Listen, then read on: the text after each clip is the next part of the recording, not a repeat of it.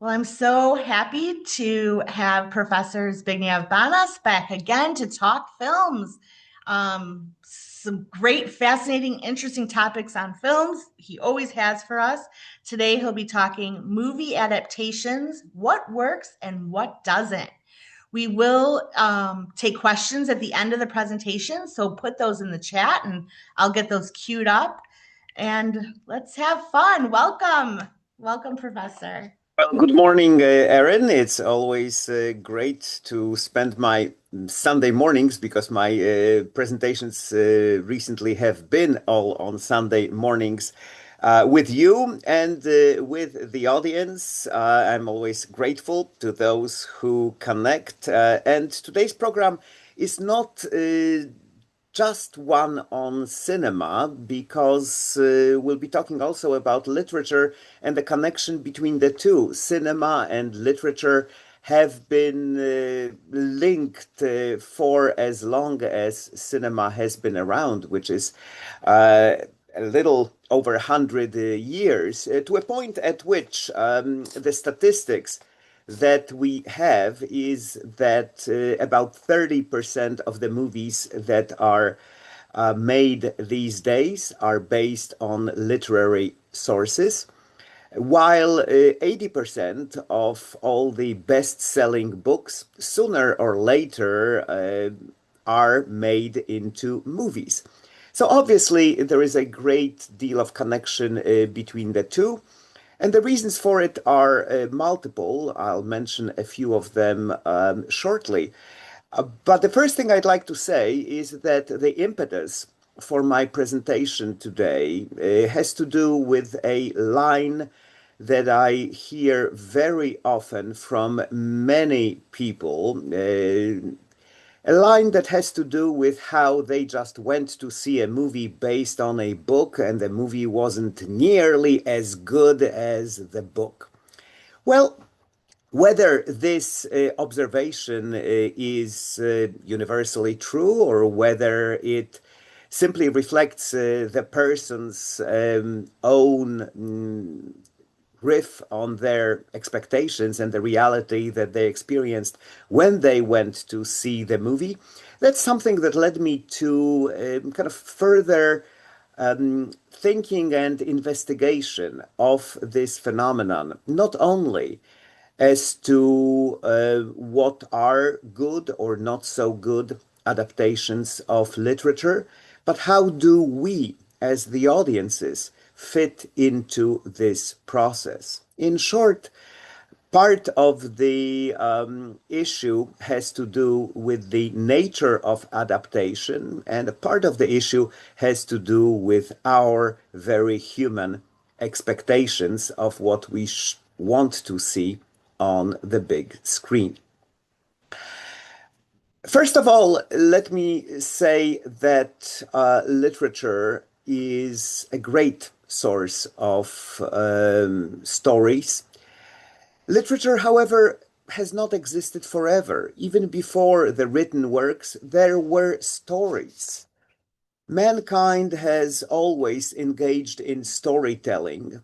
And once the written format, once the printed books came into being, of course, those stories became written down, then disseminated. But for the past 100 some years, we've also had cinema, which offers a different way of telling stories more visually than in the written format. But this idea that stories have always been created anew, that they have been taken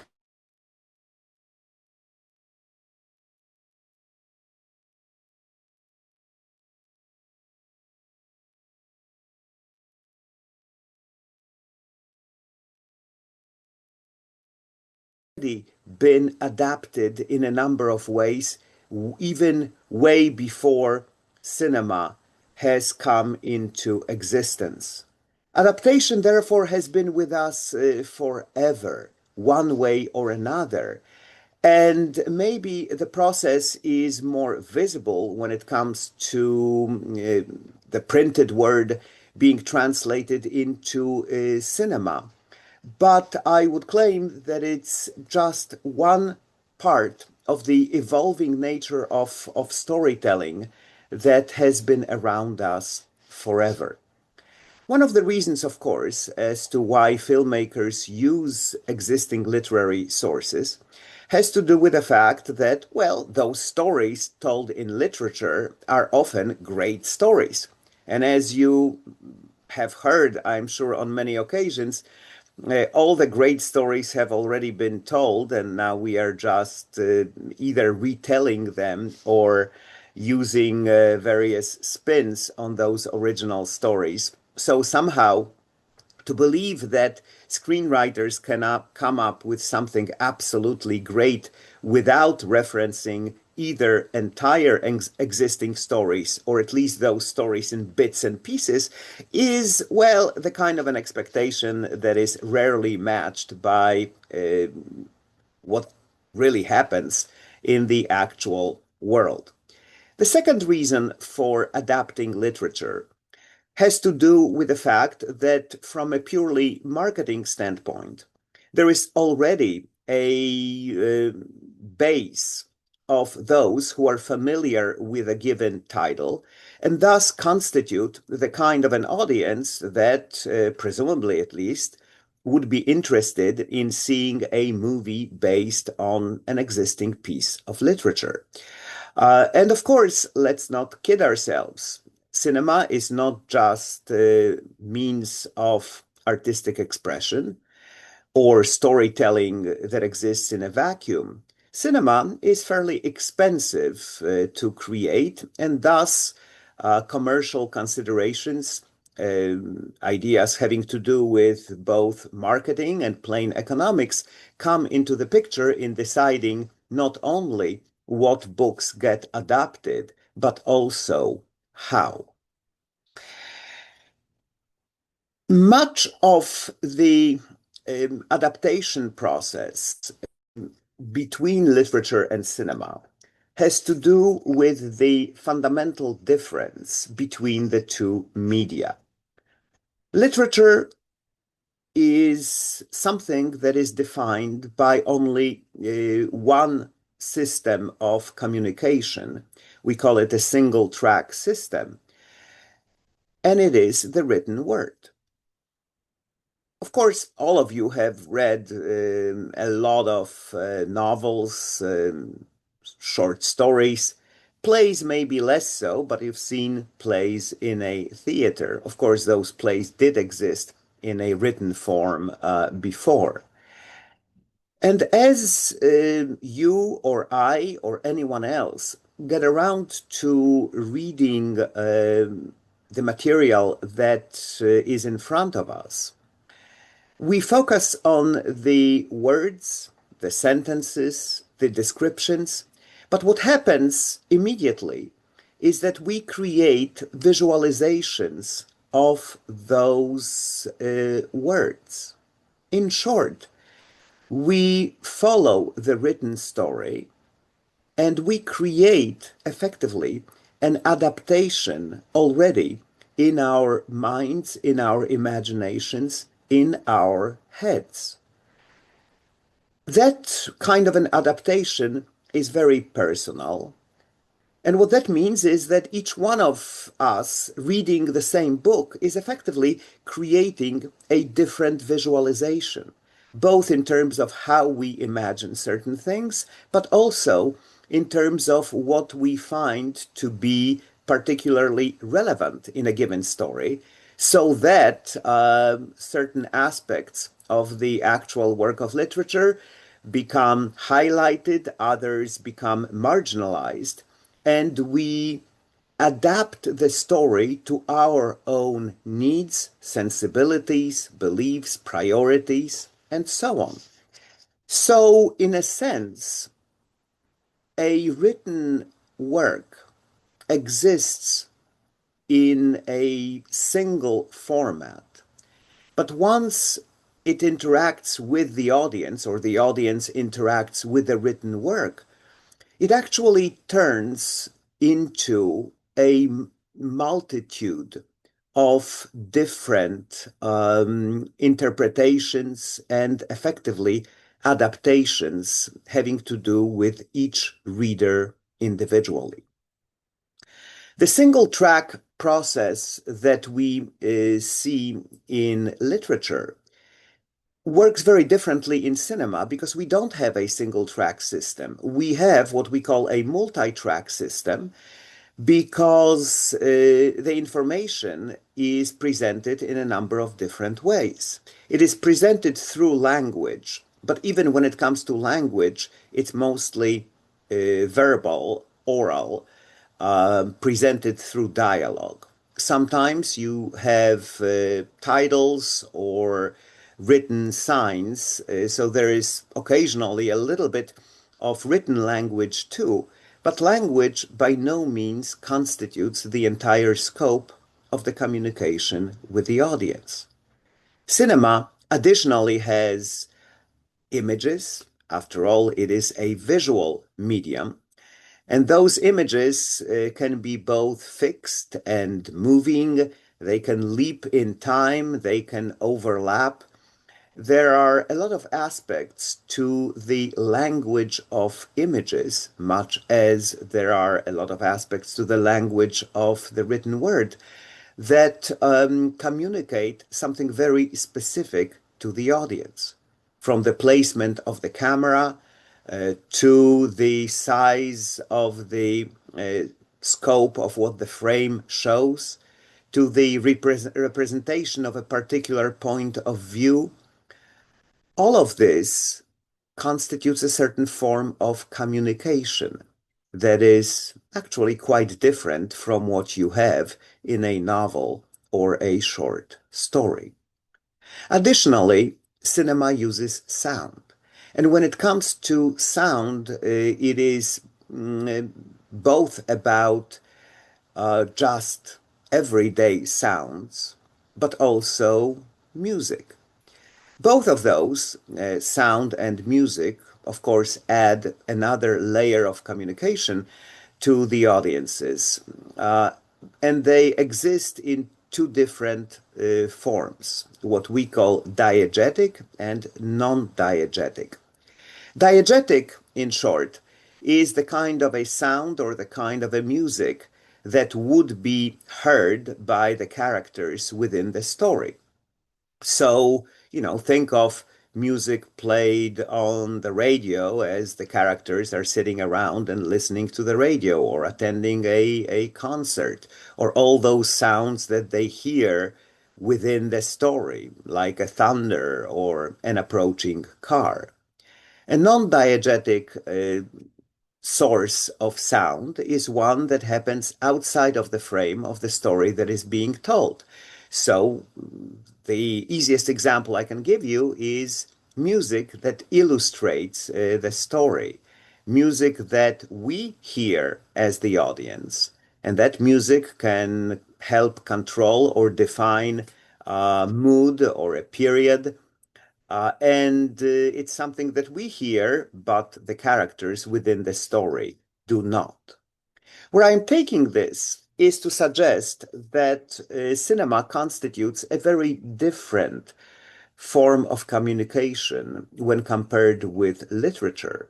And therefore, our expectations of what a movie shows and how it does so should also be different.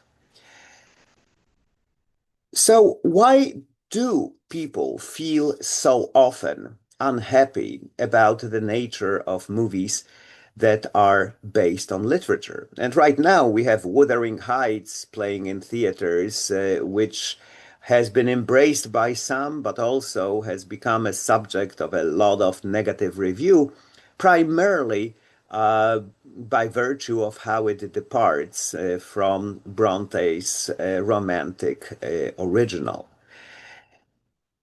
The nature of cinematic adaptation has to take into account a lot of factors, including the scope of the story that is written in a book, and including the nature of some of the scenes that may or may not translate well cinematically. The sheer length is an issue, and that aspect of length very much differentiates between whether a novel or a short story is used as the main source of material for the screenplay that results in the movie. In short, when we talk about novels, we are really talking about creations that have a lot of characters, a lot of storylines, that have many pages. And frankly, most of the novels cannot possibly be filmed in a way that would contain in a finished movie everything that a given novel actually had. Novels are simply too long. In a screenplay, typically one page of screenplay corresponds to 1 minute of film. And if one were to film an entire novel, you would have an extremely long movie. And whether that movie would actually be any good, that's a different story. Once upon a time, an experiment of that kind was made. Maybe more often, but I will give you one example.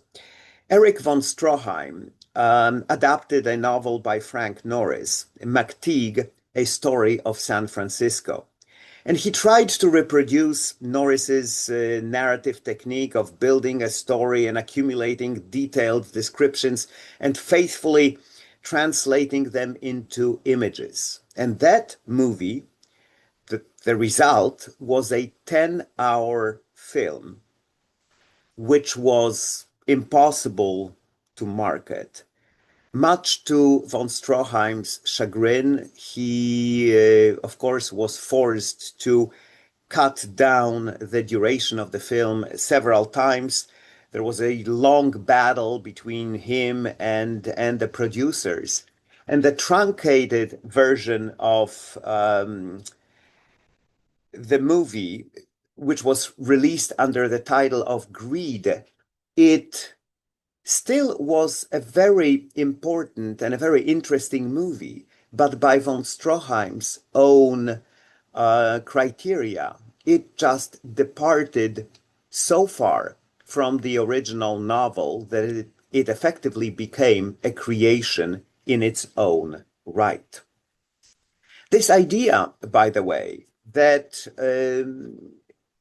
almost everything is a continuity, a cycle of creation and recreation is something that I'd like you to keep in mind, because there are literary texts that very often originated in some earlier texts.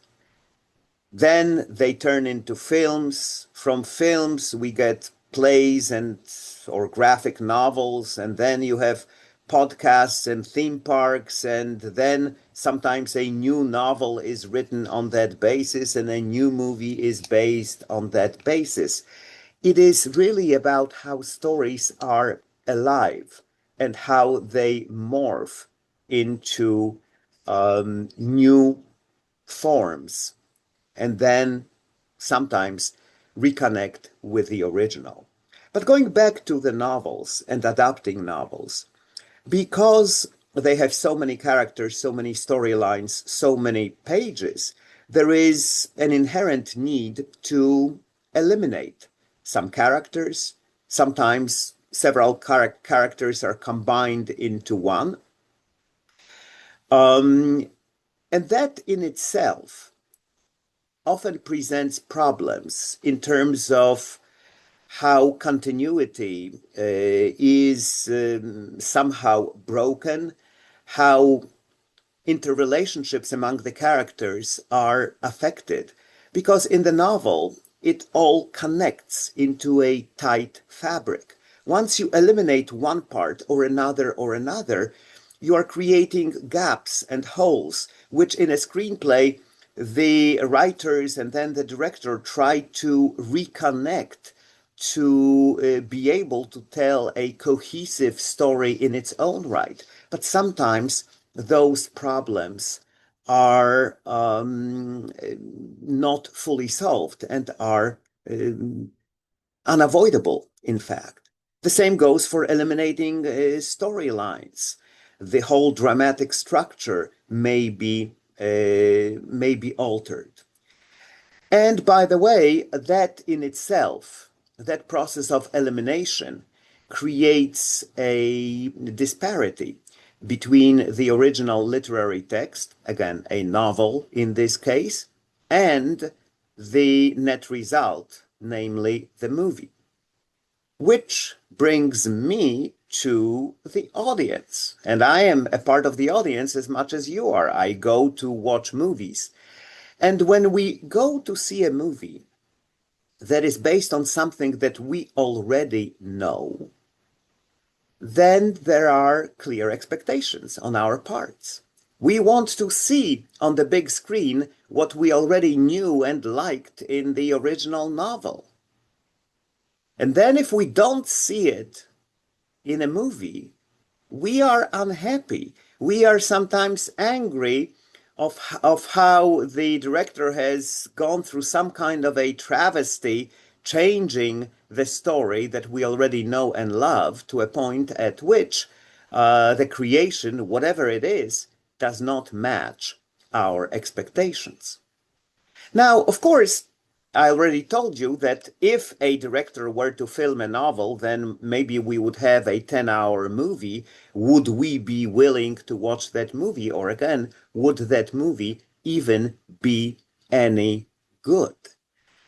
Our expectations, therefore, play a vital role. But guess what? My expectations are different from your expectations because when we read the original novel, each one of us constructed in our own heads our own visual interpretation of the written word. And now it's also a matter of how the visualization that the director has created either matches or doesn't match our original visualization. You know, we see a certain character as being handsome or a certain landscape as functioning in a certain way, and we may get a very different version of it in a movie. Somebody else's interpretation, visual interpretation, not ours. But you know, how can a filmmaker please everyone? Because if there are millions of readers of the novel, there are millions of visual interpretations of that novel. Everyone has a different one, and a movie has just one. The one that the director has created and is now imposing upon us. And each one of us, the viewers, comes with a different sets of expectations. In short, most of us are going to be disappointed simply because there is no match. Now, why is it that we cannot set our expectations aside and simply take the movie for what it is? Because then we may be able to enjoy it more. Well, it's an interesting theoretical question, and it actually can be tested because often enough we go to see movies based on novels that we have not read. If we have not read those novels, then we have no expectations. We can take the movie for what it is and not be displeased by the discord between our expectations and the content of the movie. And I think that in those cases, we, the audiences, would give much more slack to the creator, the director, for the film version that we saw. Because as long as it is cohesive, as long as um, it is, it gives us something that we can embrace and enjoy, we would be satisfied with the result. And then maybe if we were to go and read that novel afterward, maybe we would be able to enjoy the novel too, because it would give us more of the characters, more of the storylines. It would build upon our experience of watching the movie. And I suspect that if the process, therefore, is reversed, or the sequence is reversed, if we were to watch the movie first and read the novel second, our take on both would be somewhat different. And of course, this has to do not just with our expectations, but also with the content that cinema provides. Because what movies do is that they tell the story visually and with the use of sound and with the use of music and with the use of dialogue.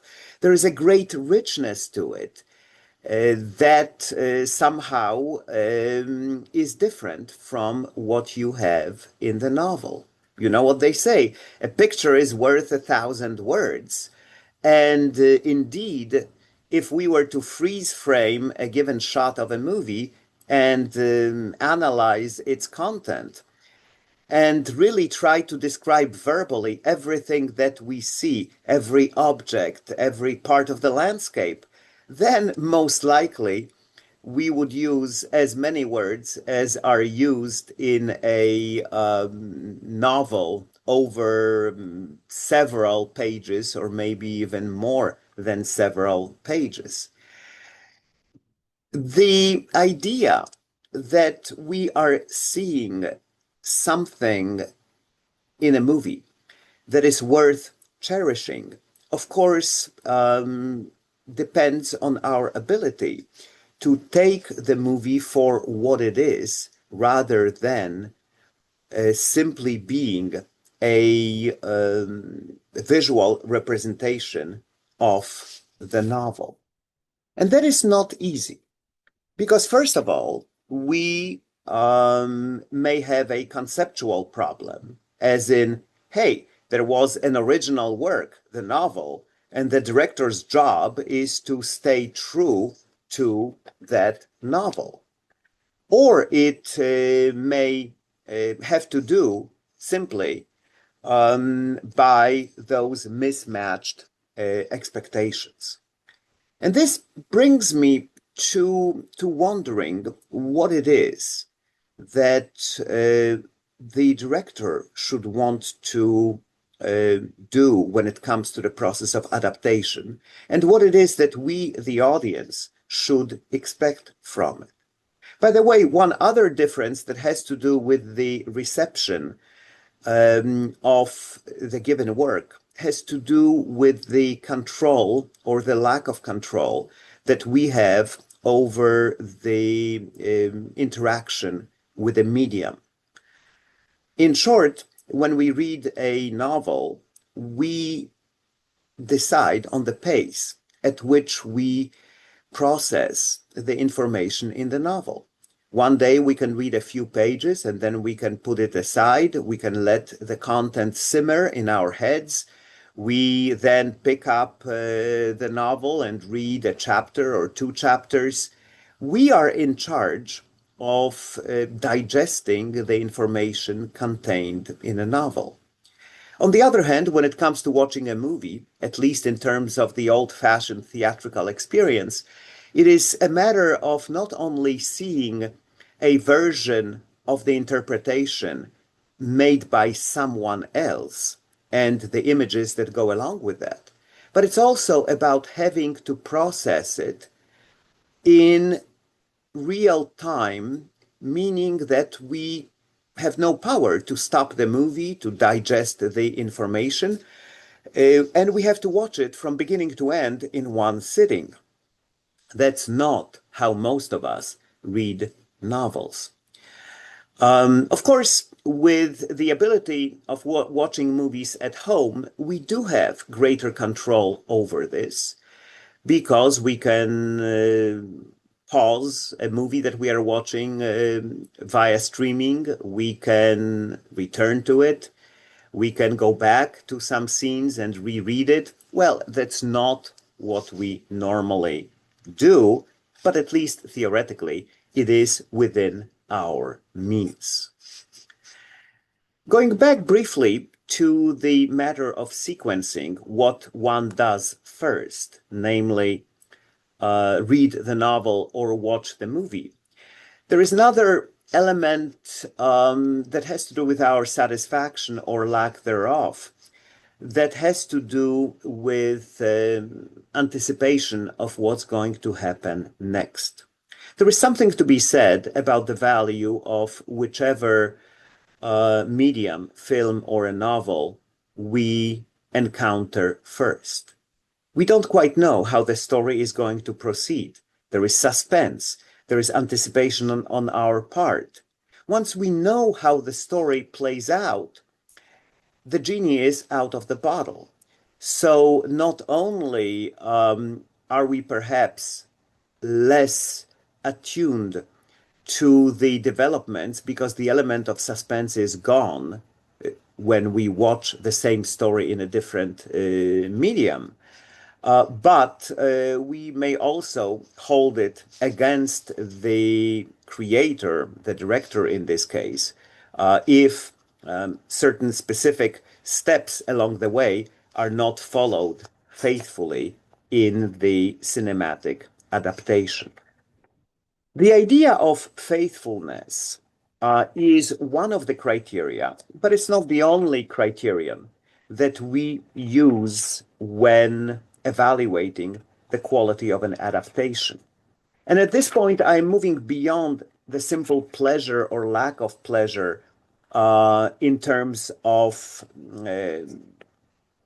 the audience's interaction with the film. This is more of an even academic question of what constitutes a quality adaptation. It seems that filmmakers who draw from novels are in a no-win situation because if they make the movie very faithfully, such a faithful production is often seen as uncreative. If, on the other hand, they make a quote-unquote unfaithful film, then it's often perceived to be a betrayal of the original. So an adaptation that updates the time, for example, or the place, is criticized for not respecting the period or not respecting the author. But if you simply stay with the period and with the author, then those cinematic adaptations are criticized for being too old-fashioned and not contemporizing the text. It almost seems that no matter what you do, you're going to lose out. Damned if you do and damned if you don't. And it's a long tradition, really, to recognize that fidelity is one of the main criteria, if not the main criterion to be used when deciding upon the quality of adaptations. But faithfulness, not just for the reasons that have to do with length and the different nature of the written material, is by no means the only criterion that can be used as a point of reference. Because every story has some elements that are specific to the place and time when the story is set. But those stories also have elements that are universal in nature. And by universal, I mean having to do with human character, having to do with social dynamics or certain political issues that to the writer existed only insofar as they pertained to the details of a particular story. But in the larger scheme of things, they are reflective of larger forces in the world. And thus, reinterpreting them in a different place and in a different time may be not only possible, but even worthwhile. The idea of fidelity is further muddled by the fact that often enough we don't know what was at the beginning of a given story. So, as an example, let me use Shakespeare's Romeo and Juliet. We all know that story, right? Well, it's a story of tragic, forbidden love. And it's been made into a number of movies, some of which were more quote unquote faithful to the original. Others were, well, adaptations that departed further, like Baz Luhrmann's Romeo and Juliet. Well, the full title was William Shakespeare's Romeo and Juliet, but it was really more of an adapted and more contemporary story that we saw in that movie. But then we have West Side Story. And you can say, well, but it's not Romeo and Juliet. It just uses an element of Romeo and Juliet, of the forbidden tragic love. But of course, it is a version of Romeo and Juliet. Now, I keep referring to Shakespeare as if he had been the original. Was he really? He actually adapted Arthur Brooks' versification of Matteo Bandello's adaptation of Luigi da Porto's version of Mascuccio Salernitano's story of two very young, star-crossed Italian lovers, who, along the way of those adaptations, changed their names and place of birth and so on. I guess what I'm saying is that Shakespeare was not an original writer, at least in this case. He adapted a story that already was well known in his times. Where this takes me is to suggest that the process of adaptation and readaptation is a continuum. And from that point of view, the idea of fidelity to the original is somewhat misplaced. Not only, again, impossible to achieve, but also perhaps unwise. And if you're wondering about how certain filmmakers approached this subject matter, let me give you another example having to do with the adaptation of 2001: A Space Odyssey by Stanley Kubrick, which was made from a short story by Arthur C. Clarke, actually titled with a different title, The Sentinel, but still. Now, by the way, short stories play out differently from novels when it comes to the process of adaptation. Because whereas novels were expansive, they had many characters, many storylines, which typically needed to be condensed for the movie, short stories are the complete opposite. They have limited content, they have limited drama, they have limited overall scope. So they need to be expanded for the purposes of the movie by adding backstory and certain characters, by creating a greater context.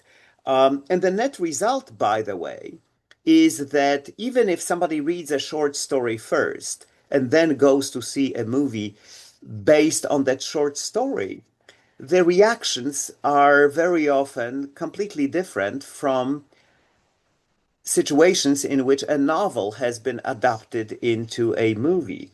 People are generally happy with um, movie adaptations of short stories. So some of the great movies of yesteryear, including Breakfast at Tiffany's and Rear Window and It's a Wonderful Life, were adapted from short stories, and nobody seemed to question the quality of those films based upon how the original literary works were adapted. But back to Stanley Kubrick. As you all know, this short story, or the story in the movie, is based on the short story by Arthur C. Clarke. And the short story is about a crew of a space mission to the moon who casually find a strange object, a small pyramid, which soon appears to have been placed on the surface of the moon by some remote civilization, maybe millions of years before life even started to appear on Earth. And this opens speculations about the possibility of life in the universe and also the origins of our own life. Now, Stanley Kubrick was fascinated by this short story, but the content of the short story, which again centered around that strange object, was simply a starting point for him for a whole new series of concepts and the corresponding images to those concepts that were included in the script. All kinds of associations having to do with philosophical ideas that the short story implied or even stated, but never fully developed. And Kubrick's attitude toward the whole process, he himself described as follows. I tried to create a visual experience that bypasses verbalized pigeonholing and directly penetrates the subconscious with an emotional and philosophical content. So he believed in the power of images that go well beyond the verbal language, not only to convey the factual information, but more importantly, the emotions and the ideas that affect the viewer both consciously and subconsciously, expanding upon the content of the original short story. Was he unfaithful to the original short story? Definitely not. He included everything that this short story contained and then expanded upon it in the spirit of that short story. Which really brings me to trying to put some kind of, concluding observations about what constitutes a good adaptation. Can we even ever come up with a series of rules that need to be followed for that adaptation to be considered a quality adaptation? Well, one way, of course, has to do with looking at the end result. The other has to do with the intent behind the process. And it may really be the case that we need to combine these elements, these different ways of looking at the nature of adaptation, to be able to put a finger on whether the adaptation is good or not. In quoting a writer who actually wrote a very complex article on this subject, Luciano Mariani, he says as follows. I would argue that one or all of three main characteristics need to be present. They aim for the spirit of the original rather than the literal letter of the original. They use the camera to interpret and not simply illustrate the tale. And they exploit a particular affinity between the artistic temperaments and preoccupations of the novelist and filmmaker. Let me take it apart a little bit. They aim for the spirit of the original rather than the literal letter. It is therefore about understanding what the original story is about and what it meant to communicate. And then keep this in mind or keep it on the screen while using different means of communication. The camera tells the story. Yes, there's going to be dialogue, but it's mostly going to be a visual storytelling that maintains the spirit of the original story, but in a way that utilizes the specific nature of what cinema can deliver, as opposed to the written word. And then the third element has to do with the affinity between the artistic temperaments and preoccupations of the novelist and filmmaker. That is very much about how the filmmaker decides on certain priorities, whether to focus on specific elements to place and time, or to those that are universal in nature, therefore engage in some kind of a process of turning the original story in a way or into another one that is, for example, more contemporary, working within a different cultural context, or somehow simply being more in tune with the sensibilities of contemporary audiences. And when all of these elements are contained in the film production, then maybe the result is of quality, its own quality, even if or even when it doesn't fully match the audience's expectations. Because again, when we come into the picture, going into a movie based on a literary works, then we come with a whole set of expectations. And maybe those expectations are both the reason that we go to see a given movie, but they also provide an obstacle in making it more difficult for us to be able to take the movie for what it is, rather than how well it matches our expectations. To go back to this particular writer, here is what he concludes. Adaptation is how stories evolve and mutate to fit new times and different places. Evolving by cultural selection, traveling stories adapt to local cultures just as populations of organisms adapt to local environments. And this is an ever-going process. We, the audiences, we are always going to be torn between the replica and the invention, the desire to return to what we already know, the known pattern, and the desire to escape it by a new variation. And every movie provides a new variation. There is no way that the particular interpretation that the filmmaker offers is going to be the same one that we ourselves created in our heads when we read a given novel. And that simply goes with the territory, both the nature of the interaction between the reader or the viewer and the source of what we are reading or viewing, but also with our individuality. Because contrary to beliefs, we are not really just reading the work by someone who wrote a given novel 100 or 200 or 500 years ago.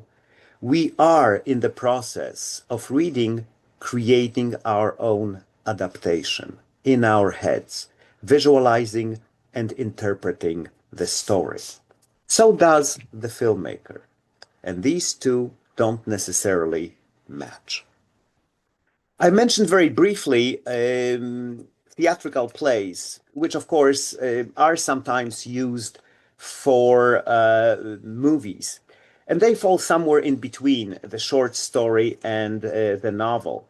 The content of theatrical plays is usually limited in terms of scope and the number of characters.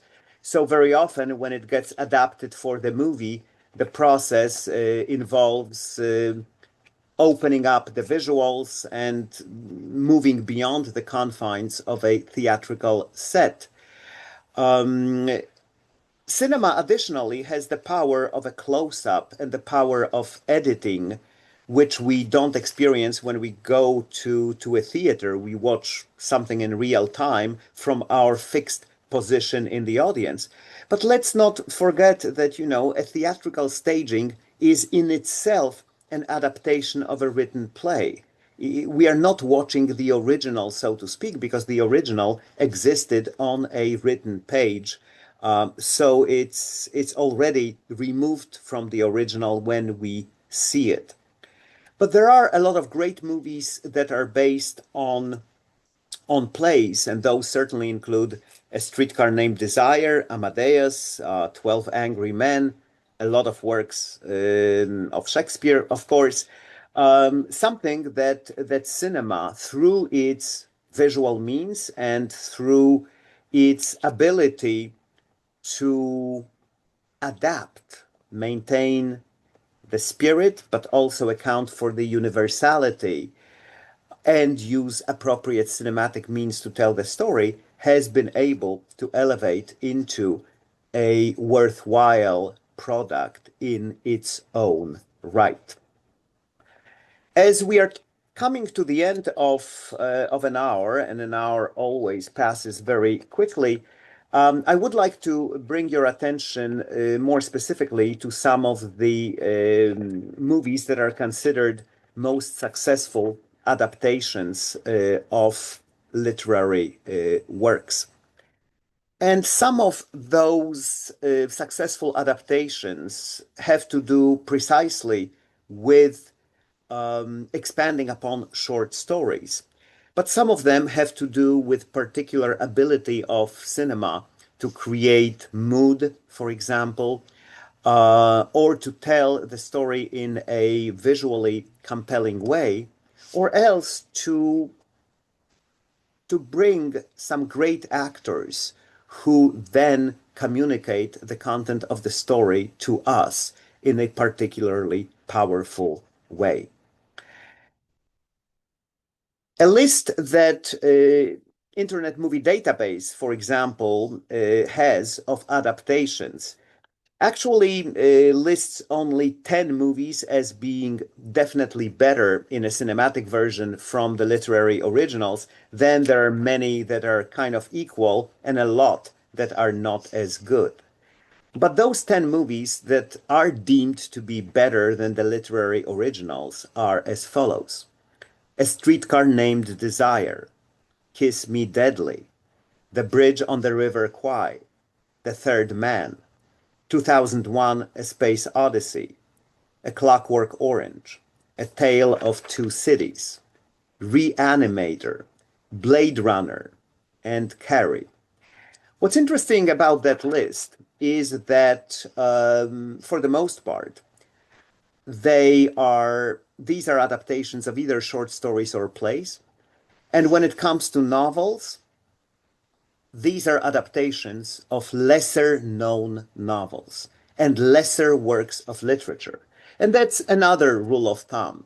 The greater the novel is, the more difficult it is to make a great movie out of it, or at least a movie that would be as good as the novel. On the other hand, some of the less successful novels nonetheless have something about them that renders them into good cinematic opportunities. And from those lesser novels often come greater movies. In the end, however, it's all in the eye of the beholder. But do try to subject yourself to this experiment that I mentioned earlier. Namely, try to watch a movie based on a novel first, take it for what it is, and then read the novel. Of course, this only works if you hadn't read the novel before, but it may be a good exercise just to realize how the whole process of adaptation works and how the sequencing of our viewing experiences, namely what we do first and what we do second, fits into our enjoyment or lack of enjoyment of our final experiences. Okay, I don't know whether we have any questions. We have a couple of minutes, so if there are any questions, I'll gladly field them. Erin or anyone, Thank please. you. Yes, please type any questions into the chat. We do have a question already, and I'll read that off to you, and then I'll launch an attendance poll for everybody. So the first question is whether adaptations are treated differently when the literary work is by a deceased author versus a living author. Yes, I mean, this usually has to do with copyright, and sometimes there are estates that own the rights, and a filmmaker needs to acquire those rights, or a studio acquires those rights and or not. And sometimes there are strings attached, and those strings come in a variety of forms. So, for example, the estate of August Wilson stipulates that all the directors need to be African Americans, and sometimes they are creative in nature. Those works that are in public domain are completely free to interpretation and reinterpretation for the filmmakers to do as they please. It doesn't necessarily mean that the restrictions placed upon the rights owners uh, are um, detrimental to the net result. Namely, filmmakers can still make good movies based upon literary works, even with those restrictions in place. But obviously, certain amount of artistic freedom on the part of the filmmaker is more limited. Um, Yeah, that was an interesting question and answer. I didn't think of that. I don't see any other questions right now. Though someone did say excellent presentation, very informative. And I personally agree.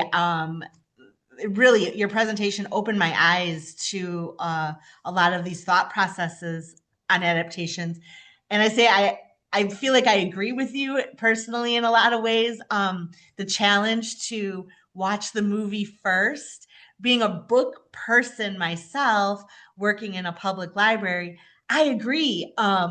I had better experiences when I did that. When I watched the movie first and then read the book to get more. It was like an enhancement with the book.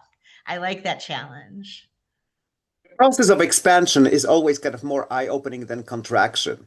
So if you read the short story first and then watch a movie, you're in good shape. If you read the novel, which then contracts into a movie, that usually doesn't play with our expectations. And in your case, it's the other way around, because a movie and then a novel opens it up. It's human psychology is quite funny, you know. It sure is, and you have it spot on, I think. And here someone else chimed in saying, "I agree that the book enhances the movie." And according to your parameters, I definitely see that. In the end, each one of them needs to stand in their own rights. They are symbiotically connected, but they are autonomous artistic creations. Oh yes, so wonderful. Thank you so much for Well, that. thank you, and I'll be back in 2 weeks for my take on the Oscars. The Oscars, by the way, are March 15th, so our session will be March 8th, a week before the Oscars. So whoever wants to do well in your office pools, please connect, and I will talk broadly about the Oscars, but then I'll definitely give you a take on which movies and which individuals are likely going to win. All right. I look forward to that on March 8th. Thank you so much. We'll see you then. Thank you, Erin. Thank you all for being here. See you next time. Thank you. See you next time. Bye bye.